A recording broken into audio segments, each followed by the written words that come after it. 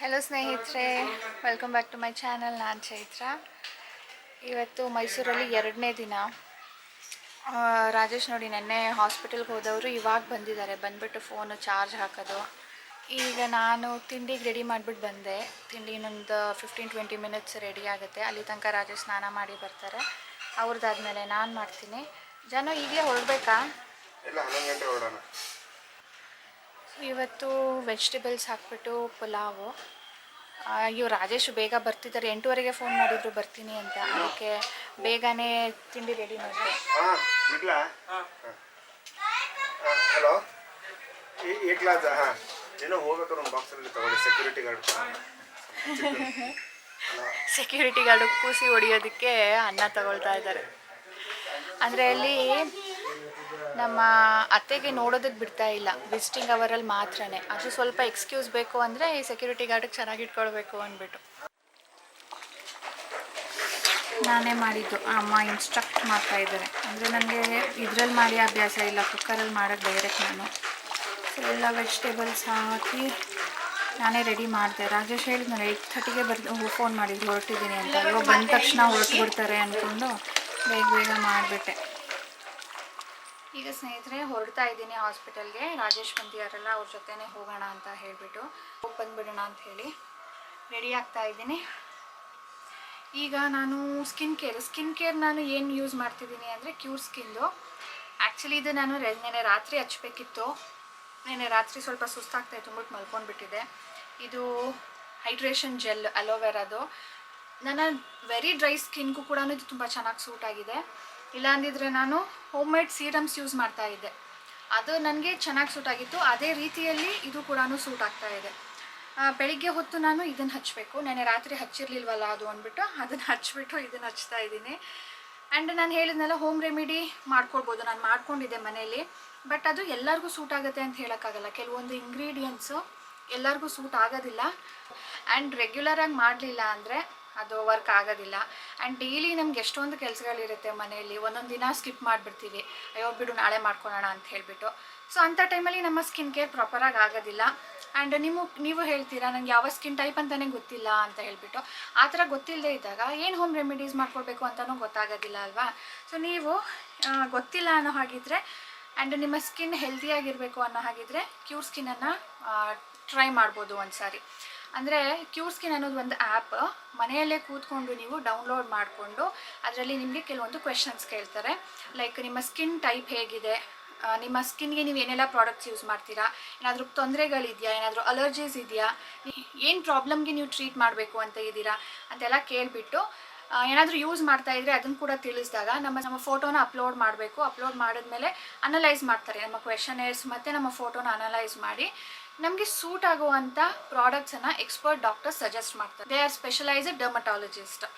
ಹೀಗಿದ್ದಾಗ ನಮಗೆ ಯಾವುದೇ ಥರದ ಸೈಡ್ ಎಫೆಕ್ಟ್ಸ್ ಆಗೋದಿಲ್ಲ. ನಾನು 1-2 ತಿಂಗಳಿಂದ ಯೂಸ್ ಮಾಡ್ತಾನೇ ಇದ್ದೀನಿ. ಇದು ಬಿಟ್ಟರೆ ನನಗೆ ಏನೋ ಒಂಥರ ಡ್ರೈ ಅನಿಸುತ್ತೆ. ಆದರೆ ಇದು ವೆರಿ ಈಸಿ. ನೋಡಿ, ನಾನು ಎಲ್ಲಿ ಹೋದ್ರೂ ತೊಗೊಂಡು ಹೋಗಿರ್ತೀನಿ, ಏನೂ ಪ್ರಾಬ್ಲಮ್ ಆಗ್ತಾ ಇಲ್ಲ. ಸೊ ನೀವು ಯಾವ ಸ್ಕಿನ್ ಪ್ರಾಬ್ಲಮ್ ಇದೆಯೋ ಅದನ್ನು ಮೆನ್ಷನ್ ಮಾಡಿದೆ, ಅದಕ್ಕೆ ಮೊದಲು ಟ್ರೀಟ್ ಮಾಡ್ತಾರೆ. ನನ್ನ ಮೊದಲನೇ ಫೋಟೋ ಮತ್ತು ಇವಾಗೊಂದು ನಾನು ಹಾಕಿರ್ತೀನಿ. ನೀವು ಚೇಂಜಸ್ನ ನೋಡ್ಬೋದು. ಇಂಪ್ರೂವ್ಮೆಂಟ್ಸ್ ಇದೆ ಆ್ಯಂಡ್ ವೆರಿ ಈಸಿ ಕೂಡ. ರಾಜೇಶ್ಗೂ ಕೂಡ ತೊಗೊಂಡಿದ್ದೀನಿ, ಅವ್ರಿಗೂ ಕೂಡ ಚೆನ್ನಾಗಿ ಇಂಪ್ರೂವ್ಮೆಂಟ್ಸ್ ಇದೆ. ಆ್ಯಂಡ್ ನನ್ನ ಕೂಪನ್ ಕೋಡ್ ಕೂಡ ಜನ್ರೇಟ್ ಆಗಿರುತ್ತೆ. ನೀವು ಎಕ್ಸ್ಟ್ರಾ ಡಿಸ್ಕೌಂಟ್ ಕೂಡ ತೊಗೊಳ್ಬೋದು. ಲಿಂಕ್ ನಾನು ಡಿಸ್ಕ್ರಿಪ್ಷನಲ್ಲಿ ಇಟ್ಟಿರ್ತೀನಿ, ಸರಿ ಟ್ರೈ ಮಾಡಿ. ನಾನು ಇದನ್ನು 2 ತಿಂಗಳಿಂದ ಮೋರ್ ದೆನ್ 2 ಮಂತ್ಸ್ ಆಯಿತು. ಮಂತ್ಲಿ ಒನ್ಸ್ ರಿವ್ಯೂ ಕೂಡ ಇರುತ್ತೆ, ಅದು ಫ್ರೀ ಇರುತ್ತೆ. ಒಂದು ಕಿಟ್ಗೆ ನಿಮಗೆ 1,500ದಿಂದ 2,000 ತನಕ ವೇರಿ ಆಗುತ್ತೆ ಅಕಾರ್ಡಿಂಗ್ ಟು ಪ್ರಾಡಕ್ಟ್ಸು. ಸೊ ಅಷ್ಟು ಪೇ ಮಾಡಿಬಿಟ್ರೆ ಸಾಕು, ನಿಮಗೆ ಮಂತ್ಲಿ ಒನ್ಸ್ ರಿವ್ಯೂ ಇರುತ್ತೆ. ನಾನು ಒಂದು ಸಾರಿ ತರಿಸ್ಕೊಂಡಿದ್ದೀನಿ ಅಷ್ಟೇ. ನೋಡಿ, ಇನ್ನೂ ಇಷ್ಟಿದೆ. ಇದು ಖಾಲಿ ಆದಮೇಲೆ ನಾನು ಮತ್ತೆ ತರಿಸ್ಕೊಳ್ತೀನಿ. ಮಿನಿಮಮ್ ಅಂತೂ ನಿಮಗೆ 2 ಮಂತ್ಸ್ ಡೈಲಿ ಯೂಸ್ ಮಾಡಿದ್ರೂ ಬರುತ್ತೆ. ನೀವು ಒಂದ್ಸರಿ ಟ್ರೈ ಮಾಡಿ. ಈಗ ಬನ್ನಿ ಹೊರಡೋಣ ಹಾಸ್ಪಿಟಲ್ಗೆ. ಟೈಮ್ ನೋಡಿ 11:15 ಆಗ್ತಾಯಿದೆ. ಈಗ ಎಲ್ಲರೂ ಒಟ್ಟಿಗೆ ಹೋಗ್ತಾ ಇದ್ದೀವಿ ಹಾಸ್ಪಿಟಲ್ಗೆ. ಆ್ಯಕ್ಚುಲಿ ನಾನು ಒಬ್ಬಳೇ ಹೋಗಬೇಕು ಅಂತಿದ್ದೆ. ಆಮೇಲೆ ಅಮ್ಮ ನಾನು ಬರ್ತೀನಿ ಕಣೆ, ಎಲ್ಲರೂ ಹೋಗಿ ನೋಡ್ಕೊಂಡು ಬಂದುಬಿಡೋಣ ಅಂದರು. ಆ್ಯಂಡ್ ಮಕ್ಕಳಿಗೂ ಕರ್ಕೊಳ್ತಾ ಇರಲಿಲ್ಲ. ಆದರೆ ಇವತ್ತು ಸ್ವಲ್ಪ ಅಲ್ಲಿ ಚೇಂಜಸ್ ಇದೆಯಂತೆ, ಅವಾಗ ನೋಡೋಕ್ಕೆ ಬಿಡ್ಬೋದು ಬಾ ಅಂತ ಸಾನುಗೂ ಕರ್ಕೊಂಡಿದ್ದೀವಿ. ಆ್ಯಂಡ್ ಇದು ಯಾರು, ಸೊ ಇವ್ರು ಯಾವಾಗ ಬಂದರು ಅಂತ ಆಮೇಲೆ ಕೇಳಿಸ್ತೀನಿ. ನಡೀರಿ. ಇಲ್ಲಿ ನಮ್ಮ ಮನೆ ರೋಡಲ್ಲಿ ಡ್ರೈನೇಜ್ ಪೈಪ್ ಹಾಕ್ತಿದ್ದಾರೆ ಅಂದ್ಬಿಟ್ಟು ಕಾರ್ ಇಲ್ಲಿ ತನಕ ಬರಲ್ಲ. ಅಲ್ಲಿ ವಿಸಿಟಿಂಗ್ಗೆ ಹೋದ್ರೂ ಯಾರಿಗೂ ಬಿಡೋದಿಲ್ಲ, ಸುಮ್ಮನೆ ಅಲ್ಲಿ ದೂರದಿಂದ ನೋಡ್ಕೊಂಡು ಬರಬೇಕಷ್ಟೇ. ಸಾನು ಅವ್ರ ಅಜ್ಜಿಗೆ ಬೇರೆ ವಾರ್ಡಿಗೆ ಟ್ರಾನ್ಸ್ಫರ್ ಮಾಡ್ತಾರಂತೆ. ಓಪನ್ ಮಾಡು. ಬೇರೆ ವಾರ್ಡಿಗೆ ಟ್ರಾನ್ಸ್ಫರ್ ಮಾಡಬೇಕಾದ್ರೆ ಅಟ್ಲೀಸ್ಟ್ ನೋಡ್ಬೋದಲ್ಲ ಅಂಥೇಳಿ ಎಲ್ಲರೂ ಹೊರಟಿದ್ದೀವಿ, ಇಲ್ಲಾಂದರೆ ನಾನು ಒಬ್ಬಳೇ ಹೋಗಿ ಬರ್ತಿದ್ದೆ. ಇದು ಬೆಟ್ಟಕ್ಕೆ ಹೋಗೋದಾಗಿ ನೋಡಿ ಎಲ್ಲ ಡೆಕೋರೇಟ್ ಮಾಡಿದ್ದಾರೆ. ಚಾಮುಂಡಿ ಬೆಟ್ಟಕ್ಕೆ ದಾರಿಯಲ್ಲಿ ಚಾಮುಂಡೇಶ್ವರಿದು ಲೈಟಿಂಗ್ಸ್ ಮಾಡಿದ್ದಾರೆ. ಇಲ್ಲೆಲ್ಲ ಏನಿಲ್ಲ ಲೈಟಿಂಗ್ಸ್, ಇಲ್ಲ ಮರಗಳಿಗೆ ಮಾಡಿದ್ದಾರೆ ಇಲ್ಲಿ. ಹೌದಲ್ಲ, ಇಲ್ಲಿ ಮರಗಳಿಗೆಲ್ಲಾನು ಲೈಟಿಂಗ್ಸ್ ಹಾಕಿದ್ದಾರೆ, ಬಟ್ ಆನ್ ಮಾಡಿಲ್ವಲ್ಲ, ಗೊತ್ತಾಗ್ತಾ ಇಲ್ಲ.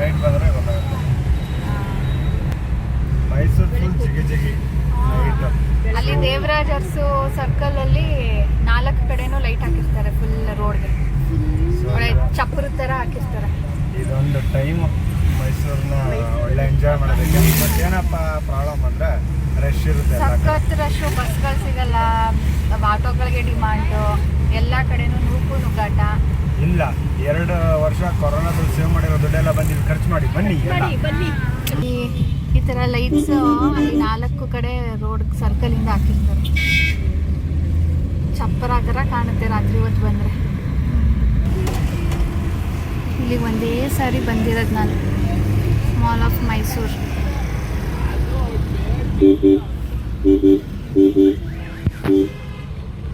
ಇಲ್ಲಿ ದೊಡ್ಡ ವೀಲ್ ಕಾಣ್ತಿದೆಯಲ್ಲ, ಇದೇ ಎಕ್ಸಿಬಿಷನ್ ಗ್ರೌಂಡ್. ಎಷ್ಟೊಂದು ಗೇಮ್ಸ್ ಇದೆ ಹಿಂದ್ಗಡೆಗೆ, ಲಾಸ್ಟಲ್ಲಿ ಇರುತ್ತಲ್ಲ ಅದು. ಹೋಗ್ಬೇಕಮ್ಮ, ಹೋಗೋಕ್ಕಾಗ್ತಿಲ್ಲ ಅಷ್ಟೇ.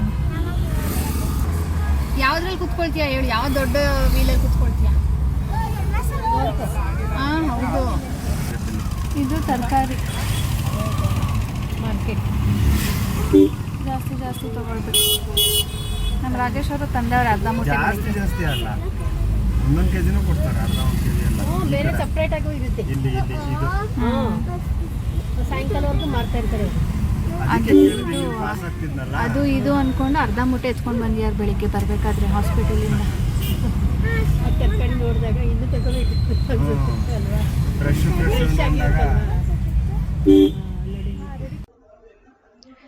ಈಗ ಸ್ನೇಹಿತರೆ ಹಾಸ್ಪಿಟಲಿಗೆ ಬಂದ್ವಿ. ನಾವು ಆ್ಯಕ್ಚುಲಿ ಬೇಗ ಹೊರಟಿದ್ದು, ಯಾರಿಗೂ ಒಳಗಡೆ ನೋಡೋದಕ್ಕೆ ಬಿಡ್ತಾ ಇಲ್ಲ, ಮಾತಾಡೋದಕ್ಕೆ ಬಿಡ್ತಾ ಇಲ್ಲ. ಆ ಪೇಷಂಟ್ ಹತ್ರ ಒಬ್ಬರು ಇರಬೇಕು, ಅದು ಕೂಡ ವಾರ್ಡ್ ಆಚೆ ಇರಬೇಕು, ವಾರ್ಡ್ ಒಳಗಡೆ ಇರೋ ಹಾಗಿಲ್ಲ. ಅದಕ್ಕೆ ಯಾರೂ ಬರೋದು ಬೇಡ ಅಂದರು ರಾಜೇಶ್ ಮೊದಲು. ಆಮೇಲೆ ಅವರು ಶಿಫ್ಟ್ ಮಾಡ್ತಾ ಇದ್ದಾರಂತೆ ಕಣೋ, ICU ಇದ್ರಲ್ವ, ಅಲ್ಲಿಂದ ಈಗ ಶಿಫ್ಟ್ ಮಾಡ್ತಾ ಇದ್ದಾರೆ ಬೇರೆ ವಾರ್ಡಿಗೆ. ಅಲ್ಲಿ ಶಿಫ್ಟ್ ಮಾಡೋ ಟೈಮಲ್ಲಿ ನಾವು ಅವ್ರಿಗೆ ನೋಡ್ಬೋದು, ಮಾತಾಡಿಸ್ಬೋದು ಅಲ್ವಾ, ಅದಕ್ಕೆ ಎಲ್ಲರೂ ಹೋಗೋಣ ಅಂತ ಹೇಳಿದ್ರು. ಆದರೆ ನಾವು ಬರೋದು ಒಂದು 5 ನಿಮಿಷ ಲೇಟ್ ಆಗೋಯ್ತು. ಬೇಗ ಕರ್ಕೊಂಡು ಹೊಟ್ಟೋದ್ರಂತೆ, ಕಾಯಲಿಲ್ಲ, ಡಾಕ್ಟರ್ ಶಿಫ್ಟ್ ಮಾಡೋಕ್ಕೆ ಹೇಳಿದ್ದಾರೆ ಅಂತ ಹೇಳಿಬಿಟ್ಟು. ಹಾಗಾಗಿ ನಾವೀಗ ಬಿಡ್ತಾರೋ ಇಲ್ವೋ ಅಂದ್ಕೊಂಡೇ ಹೋದ್ವಿ. ಒಬ್ಬರು ಸೆಕ್ಯೂರಿಟಿಗೆ ರಾಜೇಶ್ ಹೇಳಿದ್ರಲ್ಲ ಬಾಕ್ಸ್ ತಗೋ ಅಂತ ಹೇಳಿಬಿಟ್ಟು, ಸೊ ಆ ಸೆಕ್ಯೂರಿಟಿನ ಕರ್ಕೊಂಡು ಮೇಲ್ಗಡೆ ಹೋಗ್ತಾ ಇದ್ದೀವಿ. ಇಲ್ಲಾಂದರೆ ಮೇಲ್ಗಡೆ ಹೋಗೋದಕ್ಕೆ ಕೂಡ, ವಾರ್ಡ್ ಕಡೆ ಹೋಗೋದಕ್ಕೂ ಯಾರಿಗೂ ಪರ್ಮಿಷನ್ ಕೊಡೋದಿಲ್ಲ. ಸೊ ಆ ಸೆಕ್ಯೂರಿಟಿ ಜೊತೆಗೆ ಹೋಗ್ತಾ ಇರೋದ್ರಿಂದ ಎಲ್ಲರೂ ಹೋಗ್ತಾ ಇದ್ದೀವಿ. ಆ್ಯಂಡ್ ಅಲ್ಲಿಗೆ ಹೋದ್ಮೇಲೆ ರೋಷನ್ ಒಬ್ಬರೇ ಅಲ್ಲಿ ಇದ್ದಿದ್ದು ಪಕ್ಕ. ರಾಜೇಶ್ಗೂ ಕೂಡ ಒಳಗಡೆ ಬಿಡಲಿಲ್ಲ. ಆಮೇಲೆ ಅಟ್ಲೀಸ್ಟ್ ನನಗಾದರೂ ಬಿಡಿ ಅಂತ ರಿಕ್ವೆಸ್ಟ್ ಮಾಡ್ಕೊಂಡಿದ್ದಕ್ಕೆ ನಾನು ಒಬ್ಬಳಿಗೆ ಮಾತ್ರ 2 ಮಿನಿಟ್ಸ್ ಬಿಟ್ಟಿದ್ರು ಅಷ್ಟೇ, ಜಾಸ್ತಿ ಹೊತ್ತು ಇರೋದಕ್ಕೆ ಬಿಡಲಿಲ್ಲ, ಕಳಿಸ್ಬಿಟ್ಟಿದ್ರು. ಆ್ಯಂಡ್ ಇದ್ರ ರಿಲೇಟೆಡ್ ನಾನು ಫಸ್ಟ್ ವ್ಲಾಗ್ ಮಾಡಿದ್ದೆ. ಅಂದರೆ ನಮ್ಮ ಅತ್ತೆಗೆ ಈ ಥರ ಬ್ಯಾಂಗ್ಳೂರಿಂದ ನಾವು ಬರ್ತಾ ಇದ್ದೀವಿ, ಅಡ್ಮಿಟ್ ಮಾಡಿದ್ದಾರೆ, ICUಲಿದ್ದಾರೆ ಅಂತ ಹೇಳಿಬಿಟ್ಟು. ಸೊ ಕೆಲವೊಬ್ಬರು ಒಂಥರ ನೆಗೆಟಿವ್ ಆಗಿ ಬರ್ತಿದ್ರಿ. ನಾನು ಲಾಸ್ಟ್ ಟೈಮ್ ನನಗೆ ಹುಷಾರಿಲ್ಲ, ರಾಜೇಶ್ ಹುಷಾರಿಲ್ಲ, ಅಥವಾ ಸಾನುಗೆ ಹುಷಾರಿಲ್ಲ ಅಂದಾಗಲೂ ಕೂಡ ಹೀಗೇ ಮಾತಾಡಿದ್ರಿ. ಇದನ್ನೆಲ್ಲ ನೀವು ವ್ಲಾಗ್ ಮಾಡಬೇಕಾ ಅಂತ ಹೇಳಿಬಿಟ್ಟು ನಾನು ಕೇಳೋದು, ಯಾಕೆ ವ್ಲಾಗ್ ಮಾಡಬಾರ್ದು? ನನ್ನ ಡೈಲಿ ಲೈಫಲ್ಲಿ ಏನಾಗ್ತಾ ಇದೆಯೋ ನಾನು ಅದನ್ನು ನಿಮ್ಮ ಜೊತೆ ಶೇರ್ ಮಾಡ್ತಾ ಇದ್ದೀನಿ. ಖುಷಿ ವಿಷಯ ಇದ್ದರೆ ಅದನ್ನು ಕೂಡ ಶೇರ್ ಮಾಡ್ತೀನಿ. ಇದು ಸ್ವಲ್ಪ ಬೇಜಾರಿನ ವಿಷಯ ಆದರೂ ಕೂಡ ಶೇರ್ ಮಾಡಿದ್ದೀನಿ. ಈಗ ನನಗೆ ನೀವು ಒಂದು ಹೇಳಿ, ನಿಮ್ಮ ಲೈಫಲ್ಲಿ ಯಾವತ್ತಾದರೂ ಈ ಥರ ಆಗಿದ್ರೆ, ನಾನು ದೇವರಲ್ಲಿ ಬೇಡ್ಕೊಳ್ತೀನಿ, ಯಾರಿಗೂ ಈ ಥರ ಸಿಚುವೇಶನ್ ಬರೋದು ಬೇಡ. ನಿಜವಾಗ್ಲೂ ಇದು ತುಂಬಾ ಬೇಜಾರಾಗುತ್ತೆ. ಅತ್ತೆ ಈಗ ವಿತ್ ಗಾಡ್ಸ್ ಗ್ರೇಸ್ ಹುಷಾರಿದ್ದಾರೆ, ಬಟ್ ಲಿಟ್ರಲಿ ಈ ಥರ ಲೈಫಲ್ಲಿ ಯಾರ ಲೈಫಲ್ಲೂ ಬರೋದು ಬೇಡ ಅಂತಲೇ ಕೇಳ್ಕೊಳ್ತೀನಿ. ಬಟ್ ಸ್ಟಿಲ್ ನೀವು ಒಂದು ಸಾರಿ ಯೋಚನೆ ಮಾಡಿ, ಈ ಥರ ಆದಾಗ ನೀವು ಯಾರ ಜೊತೆನೂ ಶೇರ್ ಮಾಡೋದಿಲ್ವಾ? ನಿಮಗೆ ಖುಷಿ ಕೊಡೋ ವಿಷಯ ಆದರೆ ಆಬ್ವಿಯಸ್ಲಿ ನೀವು ಶೇರ್ ಮಾಡ್ತೀರಾ. ನಿಮ್ಮ ಫ್ರೆಂಡ್ಸ್ ಜೊತೆ, ಫ್ಯಾಮಿಲಿ ಜೊತೆ ಅಥವಾ ನೇಬರ್ಸ್ ಜೊತೆ ನೀವು ಶೇರ್ ಮಾಡೋದಿಲ್ವಾ? ಅದೇ ರೀತಿ ಅಲ್ವಾ ಇದೂ. ನಾನು ಕೂಡ ನನ್ನ ಸೋಷಿಯಲ್ ಮೀಡಿಯಾ ಫ್ರೆಂಡ್ಸ್ ಜೊತೆ ಶೇರ್ ಮಾಡಿದ್ದೀನಿ. ನೀವು ಸೋಷಿಯಲ್ ಮೀಡಿಯಾದಲ್ಲಿ ಇರೋದಿಲ್ಲ ಅನಿಸುತ್ತೆ, ಹಾಗಾಗಿ ನೀವು ಹಾಗೆ ಬಾಯಿ ಮಾತಲ್ಲೇ ಎಕ್ಸ್ಚೇಂಜ್ ಮಾಡ್ಕೊಳ್ತೀರಾ. ಬಟ್ ನಾನು ನನ್ನ ಡೈಲಿ ಲೈಫನ್ನು ಮೊದಲಿಂದ ಶೇರ್ ಮಾಡ್ತಾ ಬಂದಿರೋದಕ್ಕೆ ಈಗ ಕೂಡ ಇದನ್ನು ಶೇರ್ ಮಾಡಿದ್ದೀನಿ. ಆ್ಯಂಡ್ ICUಲಿದ್ದಾರೆ ಅಂದ ತಕ್ಷಣ ತುಂಬಾ ಸೀರಿಯಸ್ ಇದ್ದಾರೆ ಅಂತ ಏನೂ ಇಲ್ಲ ಸ್ನೇಹಿತರೆ. ಹೇಳಿದ್ನಲ್ಲ, ಕೆಲವೊಂದು ಟೆಸ್ಟ್ಗಳು ಮೊದಲಿಂದನೂ ಮಾಡಿಸ್ಬೇಕು ಅಂತ ಇತ್ತು, ಆದರೆ ಅವ್ರು ಮಾಡಿಸೋದಕ್ಕೆ ಒಪ್ತಾನೆ ಇರಲಿಲ್ಲ. ಆ್ಯಂಡ್ ಅವ್ರಿಗೆ ಬ್ರೀತಿಂಗ್ ಪ್ರಾಬ್ಲಮ್ ಆಗಿತ್ತಲ್ವಾ, ಹಾಗಾಗಿ ಅವ್ರನ್ನ ಒಂದು ದಿನ ನೋಡೋಣ, ಇನ್ನೇನಾದರೂ ತೊಂದರೆ ರಿಪೀಟ್ ಆಗುತ್ತಾ ಅಂತ ರೀಸನ್ಗೋಸ್ಕರ ಅವ್ರು ICUಲಿದ್ದಾರೆ ಹೊರತು ಬೇರೆಯವ್ರಿಗೆ ಸೀರಿಯಸ್ ಪ್ರಾಬ್ಲಮ್ ಏನೂ ಇಲ್ಲ. ಆ್ಯಂಡ್ ನಾನು ಯಾವುದೇ ವಿಷಯನ ಎಕ್ಸಾಜರೇಟ್ ಮಾಡಿ ಏನೂ ಹೇಳಿಲ್ಲ. ನಾವು ಬೆಂಗಳೂರಿಂದ ಬಂದಿದ್ದು ಹೌದು, ಅವ್ರು ICUಗೆ ಸೇರಿಸಿದ್ದು ಹೌದು. ಬಟ್ ಇವತ್ತು ಆರಾಮಿದ್ದಾರೆ, ಅವರು ಶಿಫ್ಟ್ ಮಾಡ್ತಾ ಇದ್ದಾರೆ ವಾರ್ಡ್ಗೆ. ಬಟ್ ಸ್ಟಿಲ್ ನಮಗೆ ಇನ್ನೂ ರಿಪೋರ್ಟ್ ಬಂದಿಲ್ಲ. ಅದೆಲ್ಲ ಬಂದ ಮೇಲೆ ಎಕ್ಸಾಕ್ಟ್ಲಿ ಏನಾದರೂ ಪ್ರಾಬ್ಲಮ್ ಇದೆಯಾ ಅಂತ ಗೊತ್ತಾಗುತ್ತೆ. ಸಿಚುವೇಶನ್ ಏನಾದರೂ ಸೀರಿಯಸ್ ಇದ್ದಿದ್ರೆ ನಾವು ಮಾತಾಡೋ ಸ್ಟೇಜಲ್ಲೇ ಇರ್ತಾ ಇರಲಿಲ್ಲ. ಕ್ಯಾಮ್ರಾ ಹಿಡಿಯೋದಿರಲಿ, ಕ್ಯಾಮ್ರಾ ಫೇಸ್ ಮಾಡೋದಾಗಲಿ ಏನೂ ಮಾಡೋದಕ್ಕಾಗ್ತಾ ಇರಲಿಲ್ಲ. ಆ್ಯಕ್ಚುಲಿ ನಾವು ನಾರ್ಮಲ್ ಆಗಿ ನೋಡ್ತಾರೆ ಅಂದ್ಕೊಂಡ್ವಿ, ಬಟ್ ಅವರು ICUಲಿ ಇಟ್ಕೊಂಡು ಎಲ್ಲನೂ ಟೆಸ್ಟ್ ಮಾಡ್ತಾ ಇದ್ದಾರೆ ಅಷ್ಟೇ. ಸೊ ನೀವು ಸಿಚುವೇಶನ್ನ ಅರ್ಥ ಮಾಡ್ಕೊಳ್ದೇ ದಯವಿಟ್ಟು ಈ ಥರ ಕೊಂಕು ರೀತಿಯಲ್ಲಿ ಮಾತಾಡಬೇಡಿ. ಹೋಗಿ ಬಂದ್ವಿ ಸ್ನೇಹಿತರೆ. ಅಲ್ಲಿನ ಅಪ್ಡೇಟ್ ಹೇಳ್ಬೇಕಂದ್ರೆ ಅವ್ರಿಗೆ ಇನ್ನು ಒಂದು ಟೆಸ್ಟ್ ಆಗಬೇಕು. ಅದು ಟೆಸ್ಟ್ ಮಾಡೋದಕ್ಕೆ ವೆಯ್ಟ್ ಮಾಡ್ತಾಯಿದ್ದಾರೆ. ಯಾಕೆ ಅಂತ ನನಗೆ ಗೊತ್ತಾಗಲಿಲ್ಲ. ನಾನು ಒಳಗಡೆ ಹೋದೆ, ಚೆನ್ನಾಗಿ ಮಾತಾಡಿದ್ರು. ನನಗೂ ಹೇಗಿದೆ ಅಂತ ಕೇಳಿದ್ರು, ಯಾಕಂದರೆ ನನಗೂ ಸುಸ್ತಾಗ್ತಾಯಿದೆ. ದಿನ ಫೋನಲ್ಲಿ ಕೇಳ್ತಾಯಿದ್ರು ನನಗೆ, ಬಂದುಬಿಡು ಇಲ್ಲಿಗೇ ರೆಸ್ಟ್ ತೊಗೊಳ್ಳುವಂತೆ ಅಂತ ಇದ್ದರು. ಆ ಥರ ನನಗೂ ಮಾತಾಡ್ಸಿದ್ರು. ನಾನು ಜಸ್ಟ್ ಜನರಲ್ ಚೆಕಪ್ ಅಮ್ಮ, ಇದು ನಾವು ಎಷ್ಟು ದಿನದಿಂದ ಕರಿತಾನೇ ಇದ್ವಿ, ಬನ್ನಿ ಹೋಲ್ ಬಾಡಿ ಚೆಕಪ್ ಮಾಡಿಸೋಣ ಅಂತ. ಅವ್ರಿಗೆ ಏನೋ ಒಂಥರ, ಯಾಕೆ ಮಾಡಿಸ್ಬೇಕು, ಬೇಡೋ, ಏನೂ ತೊಂದರೆ ಇಲ್ಲ ಅಂದ್ಕೊಂಡು. ಅದಕ್ಕೆ ಈಗ ಎಲ್ಲನೂ ಟೆಸ್ಟ್ ಮಾಡಿಸ್ಬಿಡೋಣ, ಸುಮ್ಮನಿರಿ, ಈಗಲೂ ಬೇಡ ಅನ್ಬೇಡಿ, ಎಲ್ಲ ಒಂದು ಕಡೆಯಿಂದ ಟೆಸ್ಟ್ ಆಗಿಬಿಟ್ರೆ ಒಂದು ನೆಮ್ಮದಿ ಅಲ್ವಾ. ಇದು ಬರೀ ಟೆಸ್ಟಿಗೆ ಮಾತ್ರನೇ ಕಾಯ್ತಾ ಇರೋದು, ಇನ್ನೇನು ಪ್ರಾಬ್ಲಮ್ ಇಲ್ಲ.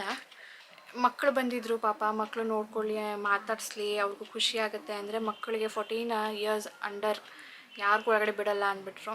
ನಾನು ಹೋಗಿ ಬಂದೆ, ನಾನೇ ಫಸ್ಟ್ ಹೋಗಿದ್ದು. ಅದಾದಮೇಲೆ ನಮ್ಮಮ್ಮ ಹೋದರೆ ಬಿಡಲೇ ಇಲ್ಲ ಒಳಗಡೆ. ನನ್ನ ತಂಗಿಗೂ ಬಿಡಲಿಲ್ಲ, ಅಮ್ಮನಿಗೂ ಬಿಡಲಿಲ್ಲ. ಆದಷ್ಟು ಬೇಗ ಅವ್ರಿಗೆ ಟೆಸ್ಟ್ ಆಗಲಿ, ಆಮೇಲೆ ಮನೆಗೆ ಕೂಡ ಅವರು ಕಳಿಸ್ಬೋದು. ಸೊ ಇಷ್ಟೇ ಸ್ನೇಹಿತರೆ ಅಪ್ಡೇಟು. ರಾಜೇಶ್ ಬಂದು ನಮ್ಮನ್ನೆಲ್ಲ ಬಿಟ್ಬಿಟ್ಟು ಮತ್ತೆ ಹೋದರು. ಇವತ್ತು ರಾತ್ರಿ ಏನೂ ಬರೋದಿಲ್ಲ. ಒಂಥರ ಸುಸ್ತು, ನಡೆಯೋದಕ್ಕೂ ಆಗ್ತಾಯಿಲ್ಲ. ನನಗೆ ಅನ್ನಿಸ್ತಾ ಇದೆ, ನಾನೇನು ಇಷ್ಟೊಂದು ಸುಸ್ತಾಗ್ಬಿಟ್ಟಿದ್ದೀನಲ್ಲ, ಏನು ಇದಕ್ಕೆ ಕಾರಣ, ಹೇಗೆ ನಾನು ಇದನ್ನು ಕೋಪ್ ಅಪ್ ಮಾಡ್ಕೊಳ್ಳಿ ಅಂತ. ಸೊ ಈಗ ನಾನು ಮಲ್ಕೊಳ್ತೀನಿ. ಈಗ ನಾನು ರೆಸ್ಟ್ ಮಾಡಿ ಎದ್ದೋಳೋ ಅಷ್ಟೊತ್ತಿಗೆ ರಮ್ಯಾ ಅಂಗಡಿಗೆ ಹೋಗಿ ಬಂದಿದ್ಲು. ಬಳೆಗಳು ತೊಗೊಂಡು ಬರೋದಕ್ಕಂತ ಹೋಗಿದ್ಲಂತೆ.